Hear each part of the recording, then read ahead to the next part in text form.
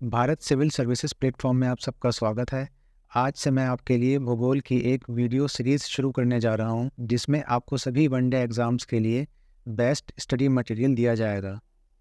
अब भले आपका यूपी पीसीएस 2024 का प्रीलिम्स एग्ज़ाम हो, आरओ एआरओ जो हाल ही में होने वाला है वो एग्ज़ाम हो, यूपी ट्रिपल एससी का कोई भी एग्ज़ाम हो, एसएससी का कोई एग्ज़ाम हो या किसी भी स्टेट का कोई भी एंट्रेंस एग्ज़ाम हो, यहाँ इस वीडियो सीरीज़ से आप बहुत कम समय में स्मार्ट स्टडी के द्वारा अपनी पूरी तैयारी कर सकते हैं। जैसा कि आप लोग जानते हैं कि ज्योग्राफी में मैपिंग का बहुत बड़ा रोल होता है। अगर हम मैपिंग ठीक से नहीं समझते तो हम ज्योग्राफी को रट तो सकते हैं लेकिन कॉन्सेप्ट नहीं समझ सकते। तो यहाँ आपको ज्योग्राफी में जहाँ भी आवश्यकता होगी वहाँ आपको मैपिंग की सहायता से ही पढ़ाया जाएगा, और इसमें आपको केवल वही चीज़ें सिलेक्टिवली पढ़ाई जाएंगी जो परीक्षा की दृष्टि से अत्यंत महत्वपूर्ण है।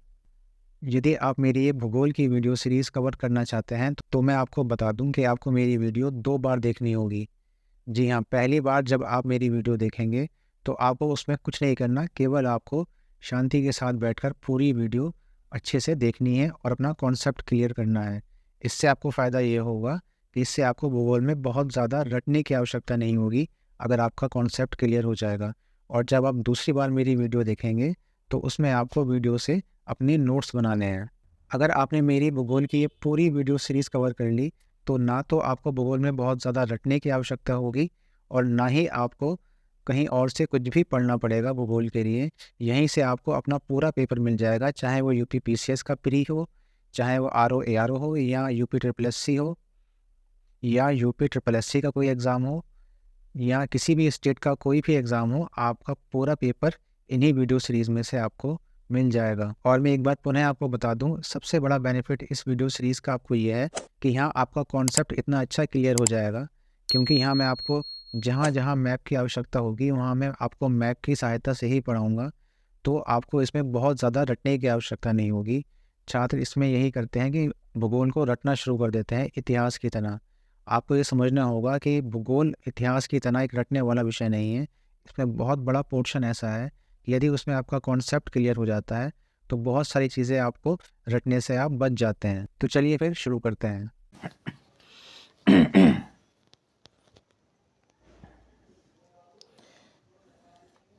भारत की स्थिति विषुवत रेखा के उत्तर में 8 डिग्री 4 मिनट से 37 डिग्री 6 मिनट उत्तरी अक्षांश के मध्य विस्तृत है और 68 डिग्री 7 मिनट से 97 डिग्री 25 मिनट पूर्वी देशांतर के मध्य स्थित है। इसे आप यहाँ समझिए, ये भारत का मैप है। तो ये जो है आपका भारत का जो मुख्य भूमि का दक्षिणतम बिंदु है ये 8 डिग्री 4 मिनट है, और जो उत्तरतम बिंदु होगा ये 37 डिग्री 6 मिनट है। तो भारत की अक्षांश रेखा पर जो स्थिति है वो 8 डिग्री 4 मिनट से 37 डिग्री 6 मिनट उत्तरी अक्षांश पर है, क्योंकि भारत उत्तरी गोलार्ध में अर्थात भूमध्य रेखा के उत्तर में स्थित है। इसी प्रकार अगर हम देशांतर रेखा पर भारत की बात करें तो जो भारत का ये पश्चिमी बिंदु है ये 68 डिग्री और 7 मिनट है, और जो ये पूर्वी बिंदु है ये 97 डिग्री 25 मिनट है। तो भारत की देशांतर रेखा पर जो स्थिति है वो 68 डिग्री 7 मिनट से 97 डिग्री 25 मिनट पर स्थित है। पूर्वी देशांतर पर स्थित है क्योंकि भारत पूर्वी गोलार्ध में है, इसलिए भारत की जो ये स्थिति है ये पूर्वी देशांतर पर स्थित है। भारतीय उपमहाद्वीप के पूर्व में बंगाल की खाड़ी, पश्चिम में अरब सागर और दक्षिण में हिंद महासागर है। इसका मतलब है ये पूर्व में जो है ये बंगाल की खाड़ी है, पश्चिम में ये अरब सागर है, और दक्षिण में जो पूरा महासागर विस्तृत है ये हिंद महासागर है।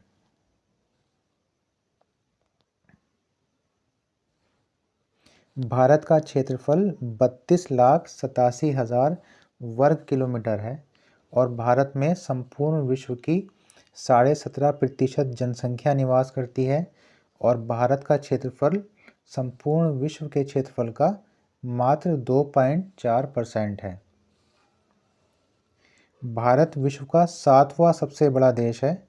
6 देश जो भारत से बड़े हैं वो हैं रूस, कनाडा, चीन, अमेरिका, ब्राज़ील और ऑस्ट्रेलिया। भारत की उत्तर से लेकर दक्षिण तक की लंबाई 3214 किलोमीटर है और भारत की पूरब से लेकर पश्चिम की लंबाई 2933 किलोमीटर है। अर्थात भारत की उत्तर से दक्षिण और पूरब से पश्चिम की जो लंबाई है वो लगभग बराबर है।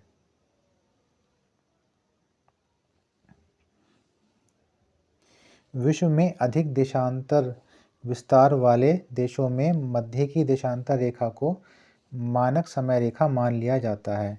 अतः वहाँ जो समय होगा उसे ही पूरे देश का मानक समय स्वीकार किया जाता है। मतलब ये हमारा ग्लोब है, तो ग्लोब के जो बिल्कुल बीच में जो देशांतर रेखा गुजरती है जिसे 0 डिग्री देशांतर कहा जाता है, इसे पूरे विश्व का मानक समय मान लिया जाता है। इसी प्रकार जब हम देश की बात करते हैं तो देश में जो बिल्कुल मध्य से जो देशांतर रेखा गुजरेगी उसे देश का मानक समय मान लिया जाता है और उस रेखा पर जो समय होगा उसे पूरे देश का मानक समय माना जाता है। तो भारत के बीचों बीच से देशांतर रेखा गुजरती है वो है 82.5 डिग्री देशांतर रेखा। इसी रेखा को भारत का मानक समय माना गया है। अर्थात ये रेखा कुछ इस तरह यहाँ से गुजरती है, तो इसको हम 82.5 डिग्री देशांतर रेखा कहते हैं। यह भारत की मानक समय रेखा है और विश्व की जो मानक समय रेखा है वो 0 डिग्री देशांतर है। मैंने अभी बताया जो पूरा विश्व है ग्लोब, जिसके बिल्कुल बीचों बीच से गुजरती है रेखा, ये 0 डिग्री देशांतर है। इसको पूरे विश्व का मानक समय कहा जाता है। यह लंदन के ग्रीनविच से होकर गुजरती है और भारत में जो मानक समय माना जाता है वो 82.5 डिग्री पूर्वी देशांतर को माना जाता है, जो भारत के 5 राज्यों से होकर गुजरता है। वो 5 राज्य कौन से हैं? उत्तर प्रदेश, मध्य प्रदेश, छत्तीसगढ़, उड़ीसा और आंध्र प्रदेश। तो भारत की जो मानक समय रेखा है 82.5 डिग्री, इसकी सर्वाधिक लंबाई उत्तर प्रदेश राज्य में है और सबसे कम लंबाई इसकी मध्य प्रदेश राज्य में है। ये आप नोट कर लीजिए, बहुत महत्वपूर्ण तथ्य है कि भारत की जो समय रेखा है उसकी सबसे कम लंबाई मध्य प्रदेश में है और सर्वाधिक लंबाई इसकी उत्तर प्रदेश में है और ये भारत के 5 राज्य उत्तर प्रदेश, मध्य प्रदेश, छत्तीसगढ़, उड़ीसा और आंध्र प्रदेश से होकर गुजरती है। देखिए, अंतर्राष्ट्रीय मानक समय रेखा 0 डिग्री देशांतर लंदन के ग्रीनविच नामक स्थान से होकर गुजरती है। भारतीय मानक समय रेखा अर्थात 82.5 डिग्री पूर्वी देशांतर रेखा भारत के 5 राज्य उत्तर प्रदेश, मध्य प्रदेश, छत्तीसगढ़, उड़ीसा और आंध्र प्रदेश से होकर गुजरती है। यहाँ मैं एक बात और भी बता दूँ, ये जो मानक समय रेखा जो भारत के उत्तर प्रदेश से होकर गुजरती है, तो ये उत्तर प्रदेश के प्रयागराज में स्थित नैनी नामक स्थान से होकर गुजरती है। 23.5 डिग्री उत्तरी अक्षांश रेखा को कर्क रेखा कहा जाता है और ये भारत के लगभग मध्य से होकर गुजरती है। ये जो आप बिल्कुल बीचों बीच ये रेखा देख रहे हैं जो भारत के मध्य से होकर जा रही है डॉट डॉट के रूप में, इसे हम ये रेखा ये है 23.5 डिग्री उत्तरी अक्षांश। 23.5 डिग्री उत्तरी अक्षांश को कर्क रेखा कहा जाता है और 23.5 डिग्री दक्षिणी अक्षांश को मकर रेखा कहते हैं और 0 डिग्री अक्षांश को भूमध्य रेखा कहते हैं। जब मैं रेखाएं पढ़ाऊँगा वहाँ सब पढ़ाऊँगा। अभी हम केवल कर्क रेखा की बात कर रहे हैं जो 23.5 डिग्री उत्तरी अक्षांश पे स्थित है और ये भारत के बिल्कुल बीच से होकर गुजरती है। तो ये रेखा भारत को 2 कटिबंधों में विभाजित कर देती है। जो इस रेखा के दक्षिण में कटिबंध है इसे उष्ण कटिबंध कहते हैं, और जो इस रेखा के उत्तर में स्थित भाग है उसे हम उपोष्ण कटिबंध कहते हैं। ठीक,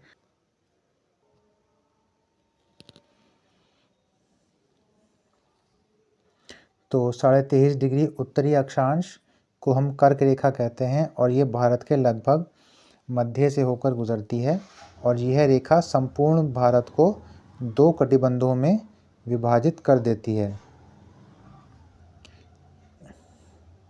इस रेखा के दक्षिण में स्थित भाग को उष्ण कटिबंध और उत्तर में स्थित भाग को उपोष्ण कटिबंध कहते हैं।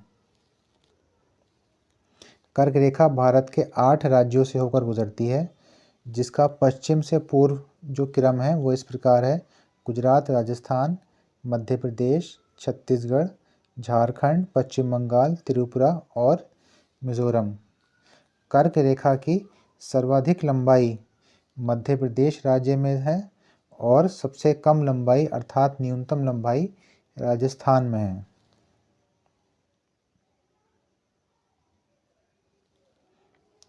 भारत के 9 राज्यों जिनमें कर्नाटक, केरल, तमिलनाडु, आंध्र प्रदेश, उड़ीसा, पश्चिम बंगाल, गुजरात, महाराष्ट्र और गोवा शामिल हैं, और 5 केंद्र शासित प्रदेश पुडुचेरी, लक्षद्वीप, अंडमान निकोबार द्वीप समूह, दादरा नगर हवेली, दमन और दीव की सीमाएं समुद्री तट रेखा से लगी हुई हैं, अर्थात इन राज्यों और इन केंद्र शासित प्रदेशों के पास अपनी समुद्री तट रेखा है।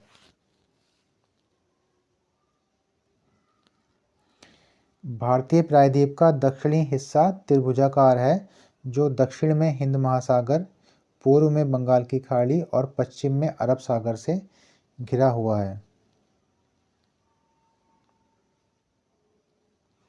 गुजरात के दक्षिण में स्थित संक्रिय समुद्र को खंबात की खाड़ी और गुजरात के पश्चिम में स्थित संक्रिय समुद्र को कच्छ की खाड़ी कहा जाता है। देखिए ये गुजरात है, ये वाला पोर्शन आपका गुजरात है, तो इसके जो दक्षिण में जो ये वाला खाड़ी है इसे हम खंबात की खाड़ी कहते हैं, और गुजरात के पश्चिम में जो ये वाला खाड़ी है, ये वाला समुद्र है, इसको हम कच्छ की खाड़ी कहते हैं। तो गुजरात के दक्षिण में स्थित समुद्र को खंबात की खाड़ी और गुजरात के पश्चिम में स्थित समुद्र को कच्छ की खाड़ी कहा जाता है।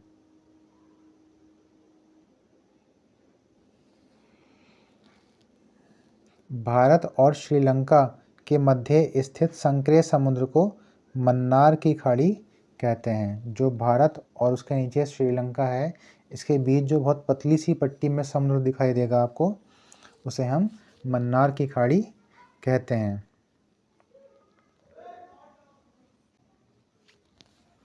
भारत की सबसे लंबी तट रेखा गुजरात है, और उसके पश्चात आंध्र प्रदेश और तमिलनाडु की तट रेखा सबसे लंबी है। भारत की सबसे छोटी तट रेखा वाला राज्य गोवा है। भारतीय प्रायद्वीप का दक्षिणतम बिंदु कन्याकुमारी है, किंतु भारत का दक्षिणतम बिंदु ग्रेट निकोबार में स्थित इंदिरा पॉइंट है। इसे आप समझिए। देखिए भारत, जो हमारा भारतीय प्रायद्वीप है, ये हमारा पूरा भारतीय प्रायद्वीप है, तो इसका जो दक्षिणतम बिंदु है वो ये है, और ये है कन्याकुमारी। लेकिन अगर हम पूरे भारत की बात करें तो उसका जो दक्षिणतम बिंदु होगा वो यहाँ नीचे की साइड अंडमान निकोबार द्वीप समूह है। तो अंडमान निकोबार द्वीप समूह में एक द्वीप है ग्रेट निकोबार, उस पे स्थित द्वीप इंदिरा पॉइंट भारत का दक्षिणतम बिंदु है, और इंदिरा पॉइंट को हम पिग्मेलियन पॉइंट या पार्सन पॉइंट भी कहते हैं। तो फिर वापस आते हैं हम। भारतीय प्रायद्वीप का दक्षिणतम बिंदु कन्याकुमारी है, किंतु भारत का दक्षिणतम बिंदु ग्रेट निकोबार में स्थित इंदिरा पॉइंट है। भारत का उत्तरतम बिंदु इंदिरा कॉल है। ये जम्मू कश्मीर में था पहले, लेकिन अब ये जम्मू कश्मीर में नहीं रहा, अब ये लद्दाख राज्य में स्थित हो गया है। तो इंदिरा कॉल लद्दाख राज्य में है, जो भारत का उत्तरतम बिंदु है। और भारत का सबसे पश्चिमी बिंदु गुहार मोटा है, जो गुजरात राज्य में स्थित है। और भारत का सबसे पूर्वी बिंदु किबिथु है, जो अरुणाचल प्रदेश में स्थित है।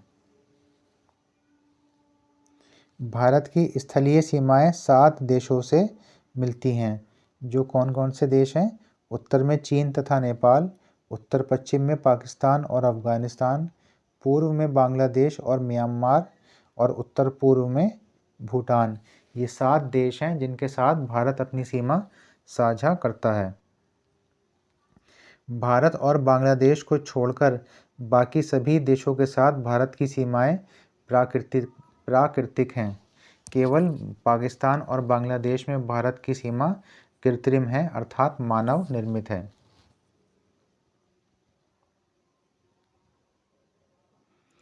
अब हम बात कर लेते हैं भारत तथा पड़ोसी देशों के साथ सीमा रेखाएं।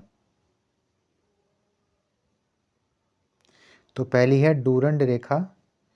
डूरंड रेखा 1893 में बनाई गई थी, जो तत्कालीन समय में अविभाजित भारत और अफगानिस्तान के मध्य सीमा रेखा थी। लेकिन अब वो भाग पाकिस्तान में चला गया है, तो वर्तमान में ये पाकिस्तान और अफगानिस्तान के मध्य सीमा रेखा है। मैकमोहन रेखा चीन और अरुणाचल प्रदेश के मध्य स्थित है, जिसका निर्धारण 1914 में हेनरी मैकमोहन द्वारा किया गया था। यहाँ ध्यान देने योग्य तथ्य यह है, मैकमोहन रेखा पूरे भारत और चाइना की सीमा रेखा नहीं है, अर्थात जो पूरा चाइना इंडो चाइना बॉर्डर है वो पूरा मैकमोहन रेखा नहीं है। केवल अरुणाचल प्रदेश के साथ जो चाइना का बॉर्डर है उसको ही हम मैकमोहन रेखा कहते हैं। अगला आता है हमारा रेडक्लिफ रेखा, अर्थात रेडक्लिफ लाइन। ये भारत और पाकिस्तान के बीच निर्धारित की गई सीमा रेखा है, जिसका निर्धारण 15 अगस्त 1947 को सर रेडक्लिफ द्वारा किया गया था। अब हम बात कर लेते हैं कि भारत के कौन कौन से राज्य किस किस देश के साथ सीमा साझा करते हैं। तो पाकिस्तान के साथ जम्मू कश्मीर, लद्दाख, पंजाब, राजस्थान और गुजरात राज्य अपनी सीमा साझा करते हैं, जिसमें से सबसे लंबी सीमा साझा करने वाला राज्य राजस्थान है।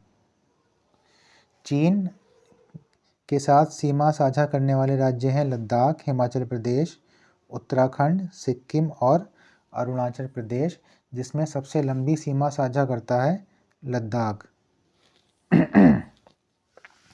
म्यांमार के साथ अरुणाचल प्रदेश, नागालैंड, मणिपुर और मिज़ोरम, जिसमें सबसे लंबी सीमा साझा करता है अरुणाचल प्रदेश। बांग्लादेश के साथ मिज़ोरम, त्रिपुरा, असम, मेघालय और पश्चिम बंगाल राज्य अपनी सीमा साझा करते हैं, जिसमें सर्वाधिक लंबाई पश्चिम बंगाल द्वारा साझा की गई सीमा रेखा की है। नेपाल के साथ उत्तराखंड, उत्तर प्रदेश, बिहार और पश्चिम बंगाल राज्य अपनी सीमा साझा करते हैं, जिसमें सर्वाधिक लंबाई उत्तर प्रदेश राज्य की है। भूटान के साथ सिक्किम, पश्चिम बंगाल, असम और अरुणाचल प्रदेश राज्य अपनी सीमा साझा करते हैं, जिसमें सर्वाधिक लंबाई असम राज्य की है। और एक इसमें देश लिखा नहीं गया, वो है अफगानिस्तान। अफगानिस्तान के साथ सीमा साझा करने वाला भारत का एकमात्र राज्य या केंद्र शासित प्रदेश वो है लद्दाख।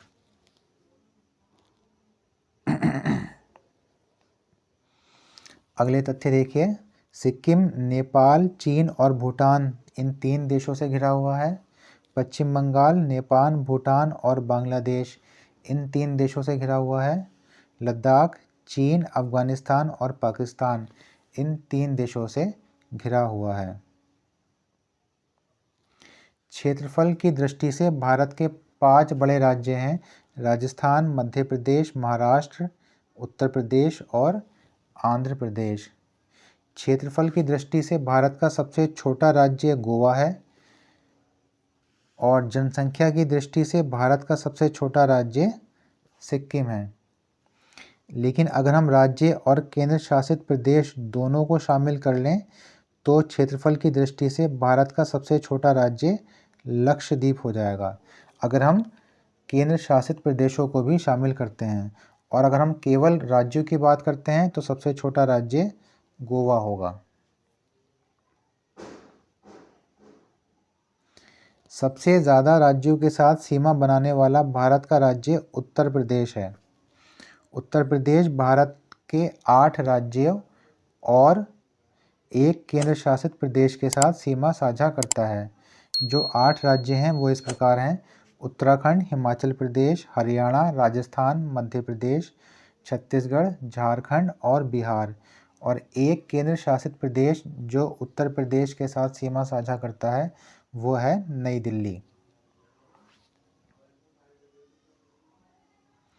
क्षेत्रफल की दृष्टि से भारत का सबसे बड़ा ज़िला गुजरात का कच्छ ज़िला है और सबसे छोटा ज़िला पौंडीचेरी का माहे ज़िला है। ये पौंडीचेरी का माहे ज़िला केरल राज्य में स्थित है। अभी आगे पौंडीचेरी के बारे में हम पढ़ेंगे अगले चैप्टर में, तो आप सब समझ जाएंगे कि पौंडीचेरी का ज़िला केरल राज्य में क्यों है। भारत में लगभग 6,40,932 गाँव हैं। यहाँ हमने राउंड फिगर में लिख दिया है, लेकिन इसकी जो एग्जैक्ट संख्या है गाँवों की 2011 की जनगणना के अनुसार वो है 6,40,932। चंडीगढ़ जो कि एक केंद्र शासित प्रदेश है, वह पंजाब और हरियाणा दोनों राज्यों की राजधानी भी है। नई दिल्ली भारत की राष्ट्रीय राजधानी है। दादरा और नगर हवेली महाराष्ट्र और गुजरात राज्यों की सीमा पर स्थित है। अब बात कर लेते हैं पौंडीचेरी की। पौंडीचेरी एक केंद्र शासित प्रदेश है जो 4 अलग अलग स्थानों पर अवस्थित है और ये 4 अलग अलग स्थान 3 राज्यों में विस्तृत हैं। तो पहला स्थान है पौंडीचेरी के अंतर्गत माहे, और ये माहे ज़िला केरल राज्य में स्थित है। दूसरा है पौंडीचेरी का मुख्य क्षेत्र और कराईकल, ये दोनों तमिलनाडु में स्थित हैं। और चौथा है यनम आंध्र प्रदेश में स्थित है। इस प्रकार पूरा पौंडीचेरी 4 भागों में विभाजित है और ये 4 भाग 3 अलग अलग राज्यों में विस्तृत हैं।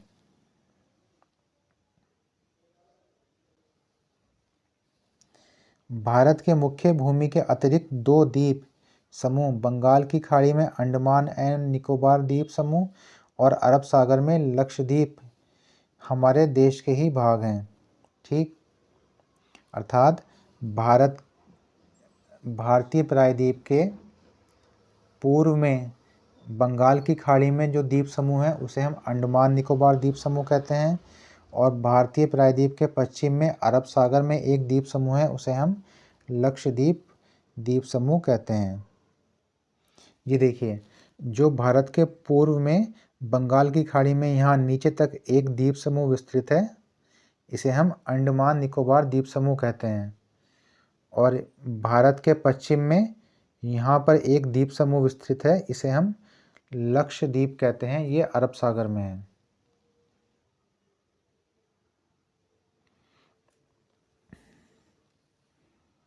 ये मैं आपको बता ही चुका हूँ कि 82.5 डिग्री याम्योत्तर रेखा अर्थात पूर्वी देशांतर रेखा उत्तर प्रदेश राज्य के प्रयागराज जिले के नैनी नामक स्थान से होकर गुजरती है। और ये तथ्य भी ऊपर मैं आपको बता चुका हूँ।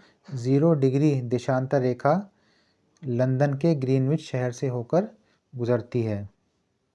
भारतीय मानक समय ग्रीनविच औसत समय से 5.5 घंटा आगे रहता है। ठीक है, जो पूरे विश्व का मानक समय है अर्थात ग्रीनविच, क्योंकि जो पूरे विश्व की मानक समय रेखा है 0 डिग्री देशांतर, वो ग्रीनविच से होकर गुजरती है। तो जो ग्रीनविच में जो समय है वही पूरे विश्व का मानक समय माना जाता है। तो ग्रीनविच में जो समय है और भारतीय मानक समय जो है उसमें 5.5 घंटे का अंतर है। भारत का मानक समय ग्रीनविच के मानक समय से 5.5 घंटे आगे है। झारखंड की राजधानी रांची कर्क रेखा पर स्थित है, अर्थात झारखंड की राजधानी रांची 23.5 डिग्री उत्तरी अक्षांश पर स्थित है। अब हम बात कर लेते हैं कर्क रेखा के समीप स्थित महत्वपूर्ण स्थान। कुछ ऐसे स्थान हैं जो कर्क रेखा के बहुत ही नज़दीक स्थित हैं और वो परीक्षा की दृष्टि से बहुत ज़्यादा महत्वपूर्ण है।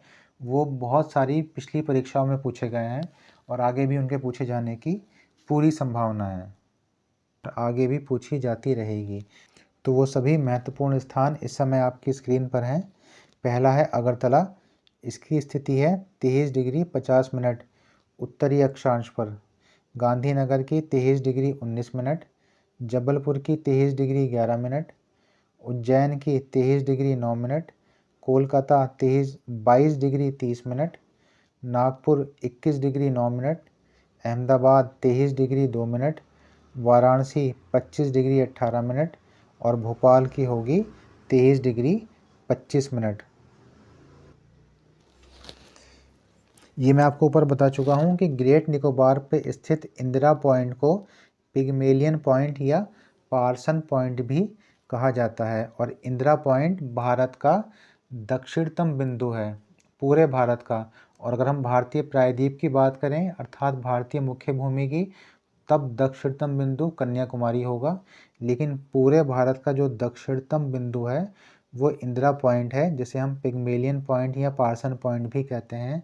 और ये अंडमान निकोबार द्वीप समूह के अंतर्गत ग्रेट निकोबार द्वीप पर स्थित है। भारतीय महाद्वीप के दक्षिणतम बिंदु कन्याकुमारी को केप ऑफ कोमोरिन भी कहते हैं। भारत का पूर्वोत्तर राज्य त्रिपुरा बांग्लादेश से 3 तरफ से घिरा हुआ है। प्रश्न ये पूछ सकते हैं कि भारत का कौन सा राज्य बांग्लादेश द्वारा 3 ओर से घिरा हुआ है, तो सही उत्तर है इसका त्रिपुरा। श्रीलंका भारत से पाक जल डमरू द्वारा अलग होता है।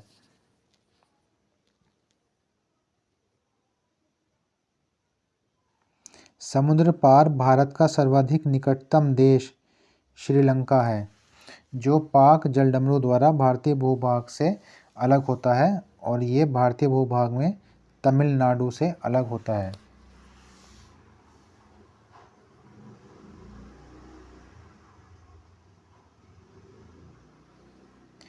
3 बीघा गलियारा ये भारत और बांग्लादेश के बीच सीमा बनाता है।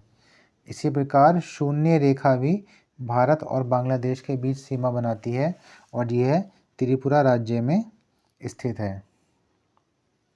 भारत के पाकिस्तान के साथ सर्वाधिक लंबी सीमा राजस्थान राज्य बनाता है, जबकि बांग्लादेश के साथ पश्चिम बंगाल, म्यांमार के साथ अरुणाचल प्रदेश, भूटान के साथ असम, चीन के साथ लद्दाख, नेपाल के साथ उत्तर प्रदेश सबसे लंबी सीमा रेखा बनाता है।